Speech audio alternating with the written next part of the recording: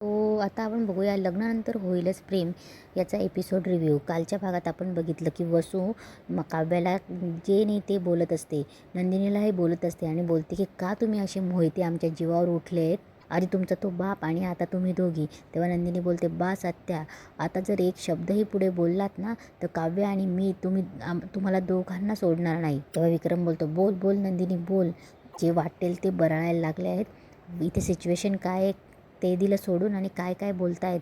विक्रम बोलतो आणि मानिनी तू पण तुला कळतंय का सिच्युएशन काय आहे, आणि पुन्हा जर तू काव्याला बोल लावले ना तर मी तुझं ऐकून घेणार नाही, लक्षात ठेव. तेव्हा मानिनी बोलते का बोलायचं नाही, का बोलायचं नाही सांगा ना. जर आगीत गेली नसती तर पार्थ गेला असता का, हे तर बरोबर आहे ना.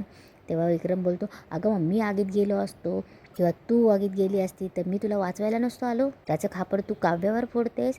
आणि पार्थने काय चुकीचं केलं, बरोबरच केलं ना. हे जर पार्थने ऐकलं ना तर त्याला बिलकुल आवडणार नाही, तुला सांगून ठेवतोय. इकडे पार्थची कंडिशन टायमावर सिरियस होत असते. इकडे काव्या बोलते की विक्रम काका, नंदिनी ताई, तुम्ही माझी बाजू मांडतायत ना हे ऐकून खूप बरं वाटलं. पण जे काही मानिनी काकू बोलतायत ना ते आज त्यांच्या नजरेत बरोबर आहेत. ते त्यांच्या एक आई या नजरेने बोलतायत.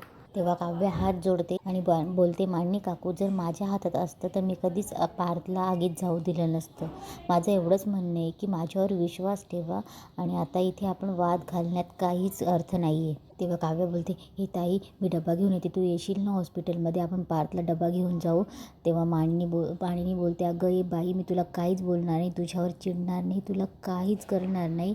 आणि हात जोडते मानिनी, पण तू पार्थला हॉस्पिटलमध्ये भेटायला जाऊ नकोस बाई. तेव्हा विक्रम बोलतो अगं का मानिनी, का अशी करतेस तू, हे बघ तुझ्या मुलाला त्रास होतोय, त्यामुळे तुला त्रास होतोय हे मी समजू शकतो. अगं पण नंदिनी आणि काव्या ही कोणाच्या तरी मुली आहेत. याआधी जीवाला त्रास झाला म्हणून तू नंदिनीवर ब्लेम केलास आणि आता तू काव्यावर बोल लावतेस. तेव्हा विक्रम बोलतो अगं का पण मानिनी, माझ्या आईने केलं तेच तू करणार आहेस का. तेव्हा मानिनी बोलते आईने केलं ते आठवतं तुम्हाला, पण अंधश्रद्धा सगळ्या गोष्टींच्या पलीकडे मी काय केलं होतं ते नाही आठवत तुम्हाला. तेव्हा मानिनी बोलते तुमच्या पहिल्या कन्स्ट्रक्शनच्या वेळी वीट भट्टीत पडला होता तुम्ही, तेव्हा तुमच्यावर कसलाच असर होत नव्हता. तुमच्या आईने देव पाण्यात ठेवले होते. त्यावेळी मी काय केलं होतं आठवतं ना तुम्हाला. मी जळता कापूस हातावर ठेवून देवासमोर तासनतास उभी होती. 108 प्रदक्षिणा घातल्या होत्या. माझं सोडा, मी जुन्या विचाराची होती, पण नंदिनी तर आत्ताच्या विचाराची आहे ना. जीवाचा जीव वाचवण्यासाठी तिने किती पाय रक्ताळले होते तरीही वडाला फेऱ्या घातल्या होत्या. रम्याचं बघा ना, रक्ताचं ना बायकोचं नातं, ना कसलंच नातं, ना कसलं बंधन, तरीसुद्धा पोर पाण्यावर आहे. यातलं एक कणभर तरी जमणार आहे का काव्याला. विचारा काव्याला 101 प्रदक्षिणा घालणार आहे का ती देवळाला. हातात जळता निखारा पकडणार आहे का. नाही हो नाही, ही स्वतःच एक जळता निखारा आहे. तेव्हा नंदिनी बोलते काय बोलतायत आई तुम्ही. तेवढ्यात जीवाचा फोन येतो. तेव्हा नंदिनी बोलते बाबा जीवांचा फोन आहे. तेव्हा विक्रम बोलतो स्पीकरवर टाक. तेव्हा जीवा रडायला लागतो दादा दादा करून. तेव्हा मानिनी बोलते अरे जीवा तू रडतोयस काय, अरे बाबा काय झालं ते सांग. तेव्हा विक्रमही बोलतो काय झालं. तेव्हा जीवा रडत बोलतो की बाबा आपला पार्थ दादा कोमात गेला आणि जीवा रडायला लागतो. तेव्हा सगळेच घाबरतात. मानिनीला डायरेक्ट चक्कर येतात. मानिनी खाली कोसळते. पटकन विक्रम तिला पकडतो आणि पाणी आण म्हणून नंदिनी पटकन पाणी घ्यायला जाते. तेव्हा मानिनी बोलते पाणी वगैरे नको मला पार्थकडे घेऊन चला, मला पाणी नको आहे, मला माझा पार्थ हवा आहे. तेव्हा काव्य बोलते नाही त्यांना काही होणार नाही, मला पार्थकडे जायला पाहिजे, मला हॉस्पिटलला जायला पाहिजे. पार्थ उठते. तेव्हा मानिनी उठते आणि बोलते ए बाई तू कुठेही जाणार नाही आहेस, तुला काहीही झालं तरी तुला मी हॉस्पिटलमध्ये जाऊ देणार नाही. तेव्हा काव्य विनवणी करते काकू प्लीज असं नका करू, मला जाऊ द्या. तेव्हा काव्य बोलते काकू प्लीज असं नका करू. तेव्हा मानिनी बोलते काव्या प्लीज ऐक माझं. तेव्हा काव्य चिडून बोलते मी जाणार म्हणजे जाणार, आणि काव्यात जायला लागते. तेवढ्यात मानिनी बोलते तुला पार्थची शपथ आहे, आणि काव्य तिथेच थांबते. तेव्हा मानिनी विक्रमला बोलते अहो मला जाऊ द्या, चला मला पार्थकडे घेऊन चला प्लीज. तेव्हा सगळे जायला लागतात. तेव्हा नंदिनी ओरडते आई अहो का अडवणूक करतायत काव्याची, अहो ती त्यांची बायको आहे ती. तेव्हा मानिनी बोलते तुझ्या बहिणीचं प्रेम तुझ्याचकडे ठेव नंदिनी, ती हॉस्पिटलला येणार नाही बस. तेव्हा विक्रम बोलतो का असं करतेस मानिनी. तेव्हा वसू बोलते विक्रम ही वाद घालण्याची वेळ आहे का, पार्थला आत्ता बघणं गरजेचं आहे ना. मी गाडी काढते तुम्ही या सगळे, चल ग रम्या. तेव्हा सगळे चालले जातात. तेव्हा नंदिनी मागे थांबते.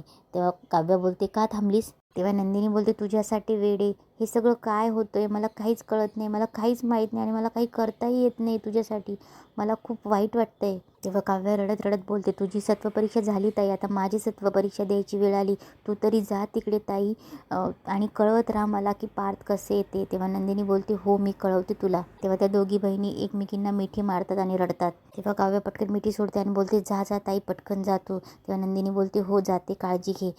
तेव्हा नंदिनी गेल्यावर काव्या एकदमच हादरून जाते. काव्याला सगळ्या पार्थबरोबरच्या गोष्टी आठवत असतात. काव्याला तेही आठवत असतं की ती माणीला बोलते मी जाणार म्हणजे जाणार. तेव्हा माणीने तिला पारची शपथ देते. काव्याला तेही आठवतं की माणीने दोघी सुनांना कशी जवळ घेते. तिला लायब्ररीतलंही पार्थने तिला वाचवलेलं आठवतं, ती पार्थशी बोलते तेही आठवतं आणि तिला जीवाचा फोनही आठवतो की पार्थ दादा कोमात गेलाय म्हणून. काव्या खूप हादरते. तेव्हा इकडे सगळे हॉस्पिटलमध्ये येतात. जीवा खूप शांत असतो. सगळे हॉस्पिटलच्या कडे डोळा लागून ऑपरेशन थिएटरकडे उभे असतात. नंदिनी जीवाला बघते तेव्हा जीवा जोरजोरात रडायला लागतो. तेव्हा नंदिनी बोलते जीवा प्लीज शांत व्हा. तेव्हा जीवा बोलतो मी पार्थदादाला असं नाही बघू शकत, मला माझा पार्थदादा ठीक व्हायला पाहिजे.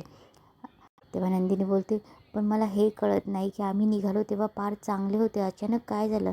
तेव्हा जीवा बोलतो मला नाही माहिती काय झालं ते, पण मला माझा पार्थदादा असा नाही बघायचा आहे. तेवढ्या डॉक्टर ऑपरेशन थिएटरमधून बाहेर येतात. माणिनी रडायला लागते आणि बोलते डॉक्टर साहेब काय झालं पार्थला, तुम्ही माझ्या पार्थला कोमातून बाहेर काढाल ना.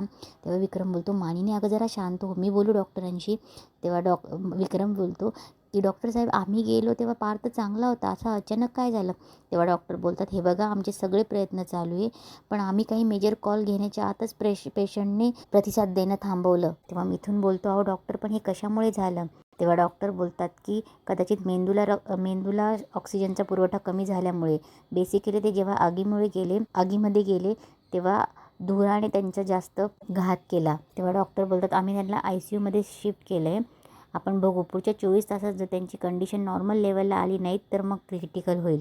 तेव्हा माणिनी रडायला लागते पार्थला काही होणार नाही. वसूही तिला समजवत असते. तेवढ्यात नंदिनी रडताना बघून विक्रम बोलतो नंदिनी काय गं बाळा काय झालं. तेव्हा नंदिनी बोलते काव्याचा विचार करते. बाबा आपण सगळे इथे आहोत, आता जिने असायला हवं ती मुलगीच इथे नाही आहे. आईंनी येऊच नाही दिलं तिला. पार्थची अवस्था बघून तिचे तिकडे काय हाल झाले असतील. इकडे काव्या बसलेली असते, पार्थचे कपडे हातात घेऊन ती बघत असते. तेव्हा तिला गुरुजींचं बोलणं आठवतं की प्रवास खडतर आहे. तेव्हा काव्या बोलते माझेच भोग आहेत ना, भोगील मी. तेव्हा गुरुजी तिला बोलतात फक्त तुलाच नाही पार्थलाही भोगावं लागेल. तिला माणिनीचं बोलणं आठवतं की रम्याचं बघा काही नातं नाही, लग्नबंधन नाही, तरीसुद्धा पोर पाण्यावर आहे. का तर आपला पार्थ वाचावा म्हणून. यातलं एकही काव्याला जमणार आहे का. विचारा तिला 101 प्रदक्षिणा घालेल ती देवळाला. हातात जळता निखारा पकडता येणार आहे तिला काय ओ कसं काही, स्वतःच एक जळता निखारा आहे. तेव्हा काव्या पारचे ते कपडे त्याचं घड्याळ हातात उचलते.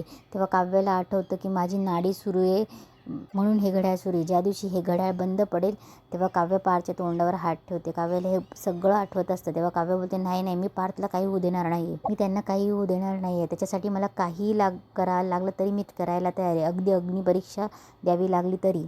इकडे विक्रम माणिनीला समजत असतो. तेव्हा माणिनी बोलत असते की आपल्या पार्थला काही होणार नाही. विक्रम बोलतो तू शांत बस, त्याला काही होणार नाही. तेवढ्यात वसू कॉफी घेऊन येते. तेव्हा विक्रम बोलतो नको नंदिनी. तेव्हा वसूकडे बघतो आणि तो बोलतो की मला नको आहे कॉफी आणि तिथून उठून जातो. तेव्हा वसू माणिनीजवळ बसते आणि बोलते माणिनी तू तरी ही अगं तूच अशी खचून जाशील तर कसं होईल. मला मान्य आहे आपल्या बाळाला थोडंफार खर्चटलं तरी आई नाही सहन करू शकत आपली. तेव्हा वसू तिच्या मनात भरवण्याचं काम करते. आपली रम्या बघ देवाला हात जोडून उभी आहे केव्हापासून, आपल्या रम्याची प्रार्थना नक्की ऐकेल देव. इकडे जेव्हा ICUच्या बाहेर उभं राहून काचेमधून पार्थला बघत असतो आणि त्याला खूप रडायला येत असतं. तेव्हा जेव्हा बोलतो उठ ना दादा, तू चिडलायस का, उठ ना दादा, मी खूप मोठा माणूस होऊन दाखवेल पण फक्त मला तू हवायस सोबत. तेव्हा नंदिनीही मागून येऊन उभी राहते. नंदिनी जीवाचं बोलणं ऐकून रडत असते. तेव्हा जीवा पार्थशी बोलत असतो की उठ ना दादा, कारण तुझ्या ह्या भावाला माणसं नाही ओळखतायत, लोक फसवून जातात रे मला. तू सोबत असशील ना तर कुणीही माझा फायदा नाही घेणार. राहशील ना, तुला काय हवंय सांग. तुझ्यासाठी 6 ग्राम प्रोटीनवाली अंडी उकडू का मी, की पिठलं भाकरी खातोस, काय खातोय सांग. तू सांगशील ते लगेच तुझ्यासमोर आणून उभं करतो मी. तेरा छोटा भैया तुझे जो चाहेगा वो बनाएगा, बोल ना यार. आणि तो खूप रडायला लागतो. तेव्हा नंदिनी बोलते जीवा. तेव्हा जीवा नंदिनीला बोलतो तुला सांगतो नाटक करतोय अगं तो, 1 नंबरचा नाटकी आहे. तुला माहिती आहे लहान असताना आम्ही एका नाटकात काम केलं होतं. तुला माहिती आहे हिरो झाला होता तो आणि मी हिरोचा मित्र. हिरो मरतो आणि मग हिरो रडायला लागतो. तेव्हा खोटं खोटं रडलो होतो मी.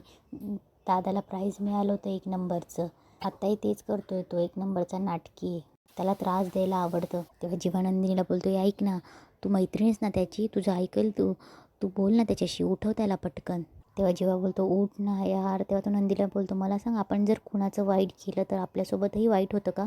म्हणजे मी माझ्यामुळे आनंद निवास गेलं ना, म्हणून माझ्या दादासोबत असं झालं का? तेव्हा नंदिनी रडायला लागते आणि तिथेच आजचा एपिसोड संपतो.